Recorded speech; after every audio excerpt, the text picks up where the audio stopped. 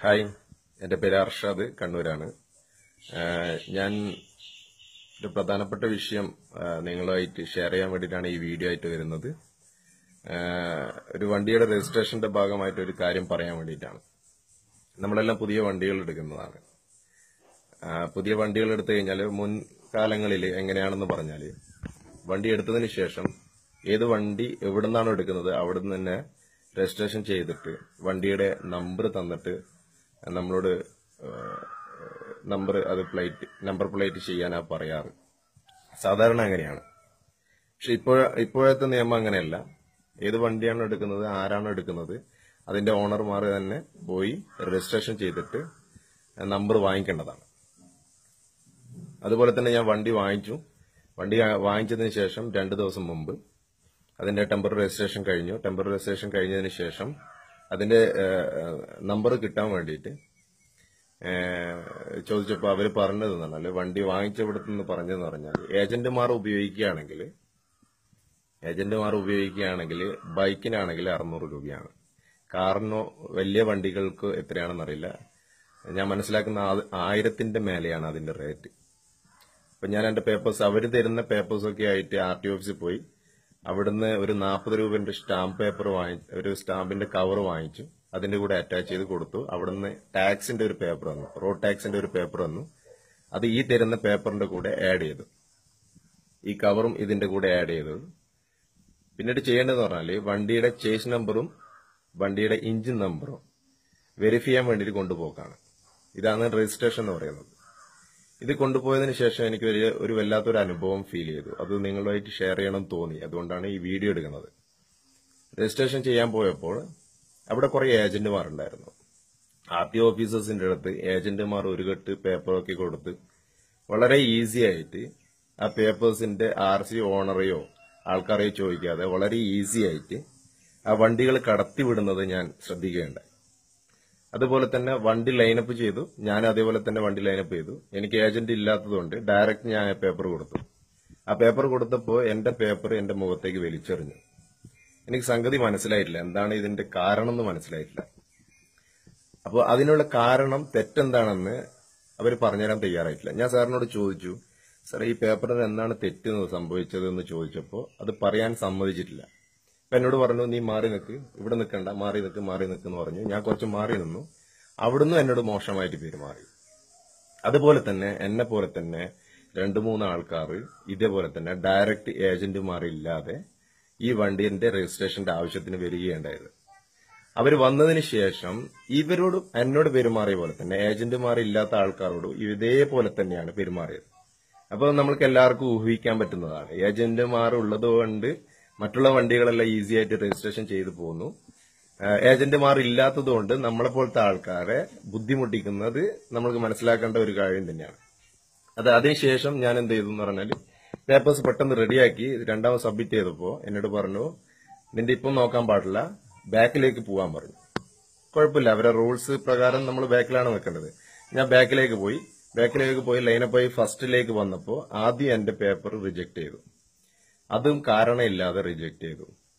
അങ്ങനെ ഞാൻ ഒരു 11:45 ഈ സംഭവം ട്രൈ ചെയ്യാൻ തുടങ്ങിയിട്ട് ഏകദേശം 1.25 മണിക്കൂറോളം അതിനുവേണ്ടി സ്പെൻഡ് ചെയ്തു. അപ്പോ ഇത് ഏജന്റുമാരുണ്ടെങ്കിൽ RC ഓണർ പോലും ഇല്ലാതെ അവിടെ തരികിട നടത്താൻ വേണ്ടി അവർ തയ്യാറാണ്. പക്ഷെ ഇത് ഏജന്റുമാർ ഇല്ലാതെ നമ്മൾ ചെയ്യുമ്പോൾ അവർക്ക് എന്തോ ഒരു ഇറിറ്റേഷൻ, അവർക്ക് എന്തോ ഒരു വെറുതെ ചെയ്തു കൊടുക്കുന്ന പോലെ ഒരു തോന്നല്. അപ്പോ അത് കഴിഞ്ഞ ശേഷം രജിസ്ട്രേഷൻ കഴിഞ്ഞു. എന്നെക്കാളും വേറൊരു പയ്യൻ വളരെയധികം ബുദ്ധിമുട്ടി.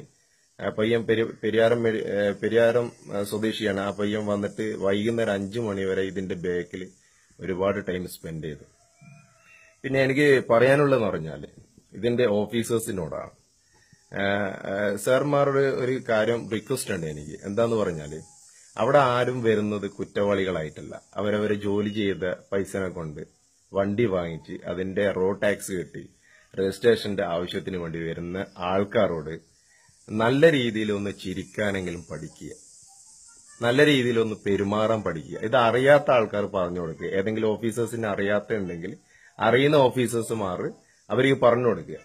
അവിടെ വരുന്ന 100 ചില്ലാൻ ആൾക്കാർ വരുന്നത് എന്ന് പറഞ്ഞാൽ എന്തോ കൊടും കുറ്റം ചെയ്ത കുറ്റവാളികളെ പോലെ വന്ന് അവരെ മുമ്പിൽ പേടിച്ച് ഭയന്ന് നിൽക്കുന്ന ഒരു സിറ്റുവേഷനാണ് ഞാൻ കാണുന്നത്.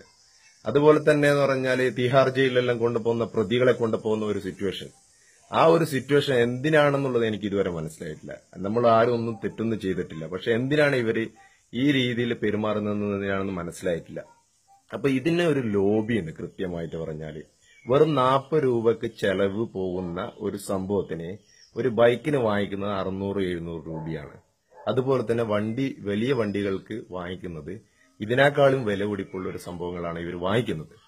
അപ്പൊ ഇതിന് ശേഷം ഒന്നും ഒരു വർക്കുമില്ല. ഇത് ജനങ്ങൾ മനസ്സിലാക്കേണ്ട ഒരു കാര്യം എന്ന് പറഞ്ഞാൽ, രജിസ്ട്രേഷൻ എന്ന് പറയുന്നത് വണ്ടി എടുക്കുന്ന ഷോറൂമിൽ നിന്ന് തരുന്ന പേപ്പേഴ്സ് RTO ഓഫീസിൽ കൊടുത്തു കഴിഞ്ഞാൽ അവര് ഈ റോഡ് ടാക്സിന്റെ ഒരു പേപ്പർ തരും. ആ പേപ്പർ സബ്മിറ്റ് ചെയ്താൽ മാത്രം ഇഞ്ചിൻ നമ്പറും ചേസ് നമ്പറും വെരിഫൈ ചെയ്യാൻ വേണ്ടിയിട്ടാണ് നമ്മൾ പോകുന്നത്. ഈ ഇഞ്ചിൻ നമ്പറും ചേസ് നമ്പറും വെരിഫൈ ചെയ്യേണ്ടത് അവിടെ നിൽക്കുന്ന ഓഫീസേഴ്സാണ്, നമ്മളല്ല. നമ്മളെ കൊണ്ടാണ് അവർ ചെയ്യിക്കുന്നത്. ഏജന്റുമാർ വളരെ ഈസി ആയിട്ട് ചെയ്തു കൊടുക്കുന്നുണ്ട്. കാരണം എന്ന് പറഞ്ഞാൽ നമ്മൾക്ക് എല്ലാവർക്കും ഊഹിക്കാൻ പറ്റുന്ന ഒരു സംഭവമാണ്. അപ്പൊ ഞാൻ ദയവേത് എല്ലാ ആൾക്കാരോടും പറയാൻ ആഗ്രഹിക്കുകയാണ്, ഈ ലോബികളെ നിങ്ങൾ വളർത്താതിരിക്കുക. 600 രൂപ 700 രൂപ പൈസന്റെ മൂല്യം മനസ്സിലാക്കുന്ന വ്യക്തികൾ ഇങ്ങനെയുള്ള ഒരു 2-3 മിനിറ്റ് ചെയ്യാൻ പറ്റുന്ന ഈസി ആയിട്ടുള്ളൊരു സംഭവം ഇവരെ പോലത്തെ ആൾക്കാർക്ക് ഒരു പണിയെടുക്കാതെ പൈസ ഉണ്ടാക്കുന്ന ഇവരെ പോലത്തെ ആൾക്കാർക്ക് കൊടുക്കാതിരിക്കുക എന്നൊരു റിക്വസ്റ്റ് ആണ് ഞാൻ ഈ വീഡിയോയിലൂടെ നിങ്ങൾക്ക് ഷെയർ ചെയ്യുന്നത്. പിന്നെന്ന് പറഞ്ഞാല് അവിടെ പോയതിനു ശേഷം ഉണ്ടായ ഒരുപാട് അനുഭവങ്ങൾ, ഒരു കുറ്റവാളികളെ പോലെ ദിവസം 100 കണക്കിന് ആൾക്കാർ ന്യൂ രജിസ്ട്രേഷന് പോയ ആൾക്കാർക്ക് ചിലപ്പോൾ എന്നെ പോലത്തെ ഒരു അനുഭവം ഉണ്ടാകാൻ ചാൻസ് വളരെ കൂടുതലാണ്. അപ്പോൾ ഈ വീഡിയോ കാണുന്ന എല്ലാ ആൾക്കാരും ശ്രദ്ധിക്കുക. നിങ്ങൾ എന്ത് ചെയ്യണം എന്ന് പറഞ്ഞാൽ ഈ ഒരു ലോബിനെ വളർത്താതിരിക്കുക. ഇത് കണ്ട ഏതെങ്കിലും ഓഫീസേഴ്സ് അവിടെ വർക്ക് ചെയ്യുന്ന ഓഫീസർമാരോട് നല്ല രീതിയിൽ പെരുമാറാനൊന്ന് പറഞ്ഞു കൊടുക്കുക. എനിക്ക് ഈ വീഡിയോയിലൂടെ ഷെയർ ചെയ്യാൻ ഇത്ര ആഗ്രഹിക്കുന്നുള്ളൂ. ഏതായാലും കേട്ടതിന് വളരെയധികം നന്ദി. Thank you all.